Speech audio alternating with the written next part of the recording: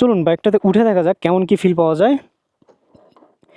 তো বাইকটাতে ওঠার পর আমার পা একদম গোড়ালি পর্যন্ত মাটিতে ঠেকতেছে। আমি হচ্ছি 5 ফিট 5 ইঞ্চি। আমার মতো মাঝারি আকারের মানুষগুলাও আসলে এই বাইকে কমফোর্টেবলি বসতে পারবে অ্যান্ড পায়ের গোড়া অবধি মাটিতে টাচ করতে পারবে। তো যাই হোক, সিট হাইট হচ্ছে 795 মিলিমিটার। 5 ফুট 2 বা 3-এর উপরের উচ্চতার রাইডাররা অনেক কমফোর্টেবলি বসতে পারবেন। অ্যান্ড এই বাইকটার ওয়েট হচ্ছে 148 কেজি। 148 কেজি একটা ফেয়ারিং বাইক হিসেবে কিন্তু অতটাও বেশি না। এই হচ্ছে বাইকটার ড্যাশবোর্ড। বাইকটার ড্যাশবোর্ড যথেষ্ট কুল আছে।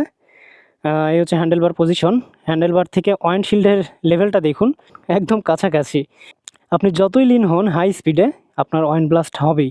থেকে রিয়ার ভিউ মিররগুলো যথেষ্ট ওয়াইড বিছানো আর কি। হ্যান্ডেলবার থেকেও কিছুটা বাইরে গেছে, যেটা জ্যামের ভেতর কিছুটা প্রবলেম সৃষ্টি করতে পারে, তবে আহামরি প্রবলেম করবে না। আপনি কিন্তু চাইলে খুব ইজিলি ফোল্ড করে রাখতে পারবেন।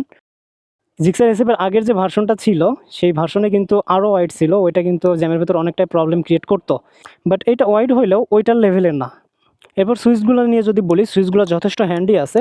সুইচের কোয়ালিটি মোটামুটি লেভেলের ভালো অ্যান্ড সবগুলো হ্যান্ডি, হাতের কাছেই পাবেন। অ্যান্ড এটা হচ্ছে বাইকটার ট্যাঙ্ক। জিক্সার অ্যান্ড এসএফের ট্যাঙ্কগুলো আমার কাছে সবসময়ই ভালো লাগে।